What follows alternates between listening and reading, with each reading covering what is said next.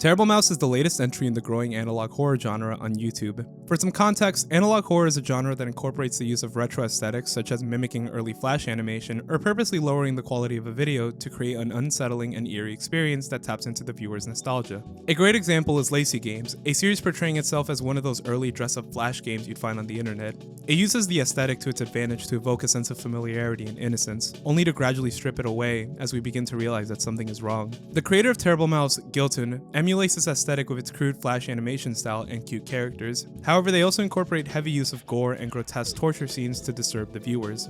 At first glance, Terrible Mouse appears to just be another YouTube horror series, but it quickly reveals itself as a bold experiment that challenges the platform's limits on disturbing content involving children. Now, I found out about the series through TikTok, and at first I didn't pay much mind to it since I never really was that big into analog horror in the first place. However, it wasn't until I saw this questionable scene that curiosity got the best of me and I decided to do some research. After a bit of digging, I found out that Terrible Mouse has sparked some outrage on YouTube, which is most prominent in the comments section. Many users are labeling it as nothing more than just fetish content, along with some other really disturbing claims. I decided to check it out for myself, and well, there are a lot of things terribly wrong with this series. Now, I just want to clarify that I'm here to give my own constructive opinion on the series. I highly recommend that everyone do their own research to formulate their own opinions and judgments on the topic. However, quick disclaimer, if you are planning on watching Terrible Mouse for yourself, this series does contain many graphic depictions of gore and torture involving children. So if that's something that you are extremely uncomfortable with, I would not recommend checking it out. But with all that out the way, let's check out Terrible Mouse and see if it's as bad as people make it out to be. To give a brief summary of Terrible Mouse, this series is about a group of animals who were previously tested on by humans wanting to get their revenge for all the horrible experiments they had to endure. They all live in a hospital facility with the sole purpose of luring children where they later torture and kill them, even though they had nothing to do with them being experimented on, but we will touch upon that later. Our main villain is Lorna, an anthropomorphic mouse who survived the experiments that were done to her. Due to these circumstances, she now resents humanity and wants to get her revenge by bringing children to the facility. At the end of the first episode, it is revealed that some of the children who were experimented on survived and are now trying to figure out how to escape the facility, with later episodes focusing on how these characters will make it out, while also escaping from Lorna and any other killer that they may encounter. In my opinion, the concept for Terrible Mouse's story is genuinely interesting. The idea of animals who have been abused by humans now wanting to get their revenge would have made for a really engaging topic that raises many ethical questions. That being said, Terrible Mouse throws this concept out the window by making children the primary victims in the series, which doesn't make any sense considering they weren't responsible for the experiments in the first place. Some could argue that the facility targets children because they are an easier target, assuming that for some reason they don't have any parents or guardians actively looking for them. However, this is still a very strange choice for the series, especially with some of the more disturbing scenes. The first episode is about a group of kids going to a hospital to help with their friend who is currently sick. Lorna introduces herself and offers to help the kids by bringing them to a room. She later drugs them and brings them to a torture room where we are shown gore for half of the episode. We get an explanation of the plot at the end, but that's pretty much about it. With 15 minutes of content, the creator could have used this time to flesh out each character and maybe offer hints on a motive for why Lorna is doing any of this in the first place. But the most we get is this scene where this kid says that rats should be used for experiments, which seems to piss off Lorna to the point where he slams his face into a bed of spikes.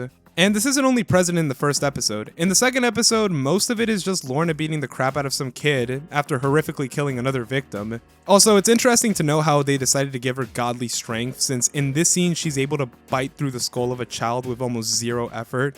Now, I understand that they flesh out the story more in later episodes, especially in episode 3. However, the first episode feels hollow and honestly not scary. There's barely any build up to the more intensive scenes, with the kids just turning around and all of a sudden Lorna shows her true colors. We aren't given a reason to care for the characters or even root for them, since there's virtually no characterization before they're killed off near the end of the episode. It appears like their goal with the first episode was to shock the viewer with gory and really graphic animation, which understandably turned off a lot of viewers from continuing to watch the series.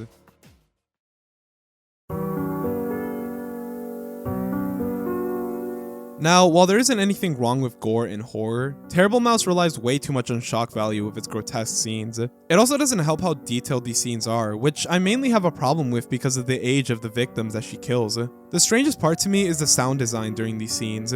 They use these really silly sound effects that you hear from like a YouTube Kids channel.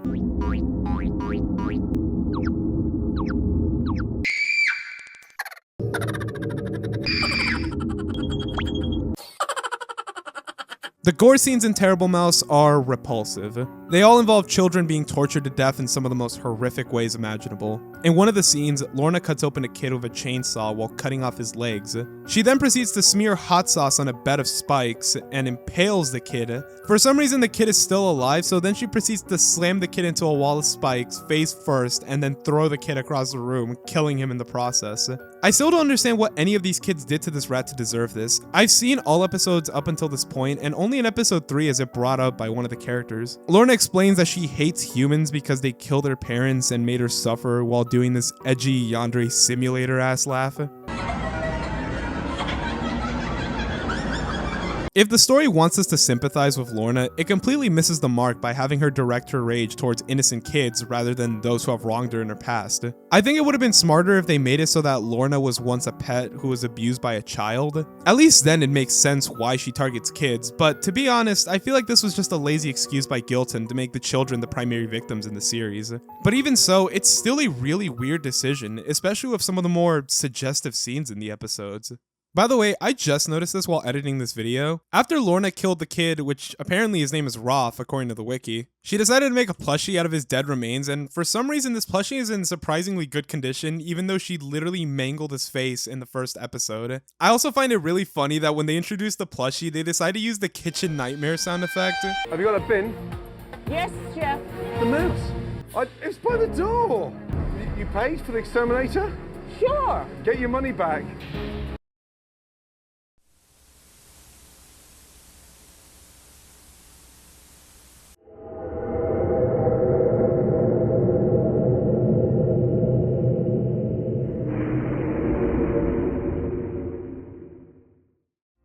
Now it's time to address the elephant, or should I say the giant anthropomorphic mouse in the room. Lorna's design is without a doubt sexualized, and I don't seem to be the only one who notices it. Now, there's nothing wrong with making your character look attractive. I'd go as far as to argue that it's pretty common in today's media. However, it becomes problematic when you realize that most of the characters in the series are minors and Lorna is 25. Terrible Mouse has some pretty sexually charged moments that just seem to happen out of nowhere. We get many shots of Lorna sitting on top of kids in very suggestive ways. This really weird scene that shows an unnecessary shot of Lorna. And just for good measure, why not include a scene where a kid becomes extremely flustered after receiving a hug? These scenes feel unnecessary, especially since they add nothing to the narrative. Probably the worst scene in my opinion shows Lorna falling into her bed, which puts her in a really revealing position.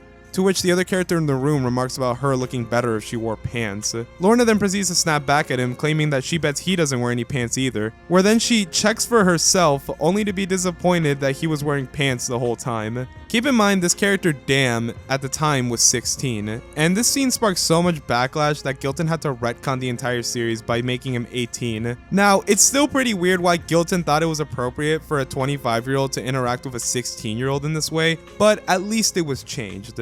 Hopefully moving forward, Gilton will focus more on incorporating age-appropriate characters for scenes like these, instead of only making changes after receiving negative feedback. Do I think Terrible Mouse is fetish content? As much as I'd like to say no, it's hard to ignore the sexually charged moments along with Lorna's suggestive character design. This is just one of several issues plaguing the series, but for me, it's the biggest flaw. These scenes are very unnecessary, and it's extremely reasonable why many viewers saw this series as problematic. I mean, there's literally a scene where Lorna gets on top of a dead kid's body and squeezes her thighs in such a weird way, and it's just gross. It's a shame because the series has some serious potential, especially with its art style, which does a great job at capturing that late 2000s flash animation aesthetic. However, a lot more focus should have been put on writing a decently comprehensible story with fleshed out characters rather than whatever the hell this is.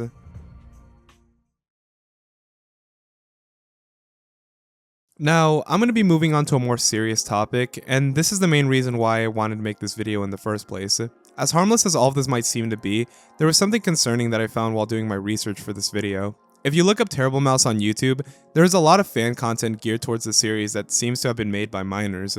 To confirm this, I checked the About Me section of some of these channels and found that kids as young as 12 are making videos about the series. This is pretty alarming, especially when you take into consideration the amount of graphic content that is shown in Terrible Mouse.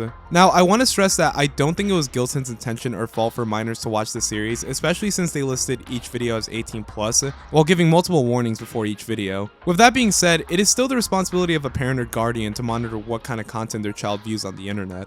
And I also do believe that Gilton should have age restricted their Terrible Mouse series, which is something that was fixed with the 3rd episode. I don't think Gilton was purposely trying to offend people with their series. More so, I think that they are just an inexperienced writer who didn't fully understand how their content could be viewed negatively by a wider audience. It is also important to consider that Gilton is from Hong Kong, so there might be a bit of a cultural difference in what they view as acceptable over there as opposed to a more Western audience. I think it's great that the creator is starting to become more aware of these issues and actually responding to the negative feedback. Hopefully the series will make the necessary changes where it's needed, and with that, that's pretty much going to do it for this video. Thank you guys so much for watching this video. Please don't send any harassment or hate to Gilton. No one on this platform needs to deal with that. And as always, if you like my content, please make sure to leave a like and subscribe since it genuinely does help with the channel greatly. I'll see you all in the next video, and hopefully all you guys are safe out there from any anthro mice that might try to hurt you.